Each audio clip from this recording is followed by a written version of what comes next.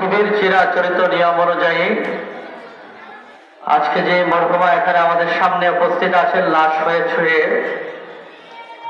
জনাব মোহাম্মদ আলম ভাইয়ের আম্মা যান,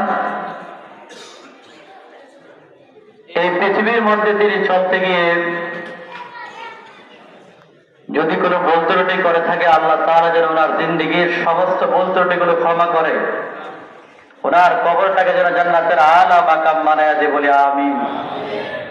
এই পৃথিবীর মধ্যে আমরা যারা এসেছি অবশ্যই একদিন আমাদের চলে যেতে হবে।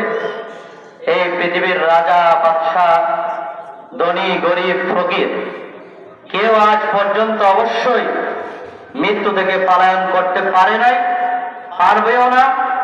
অবশ্যই তার একদিন মৃত্যুর স্বাদ গ্রহণ করতে হবে। এই জন্য কবি বড় চমৎকার করে বলেছেন, মওতু কাসিন কুল্লু নাসিন শারিবু কবর বাইতিন কুল্লু নাসিন দাখিলু, যে মৃত্যু এমন একটি পেয়ালার নাম, যে পেয়ালার শরবত সবার একদিন পান করতে হবে।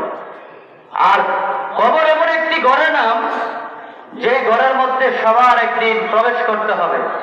এই জন্য ওই কবরে যাওয়ার আগেই আসুন আমরা আল্লাহ সুবহানাহু ওয়া তাআলার হুকুম, রাসূল সাল্লাল্লাহু আলাইহি ওয়াসাল্লামের সুন্নাত তরিকায় জীবনকে রঙিন করে আমরা যেন কবরে যাইতে পারি, ওই তৌফিক যেন আল্লাহ দান করে বলি আমিন। সকলে আমরা দাঁড়িয়ে কাটা সোজা করি, যেহেতু প্রখর রৌদ্র, এই জন্য আব্বা ছোট আলোচনা নই। আল্লাহ তাআলা আমাদের প্রত্যেকের আব্বা আম্মা রক্তের মানুষ যারা এখানে অন্ধকার কবরে আছে, প্রত্যেকের কবরগুলোকে জান্নাতের বাগান বানায় দেখ বলে আমিন।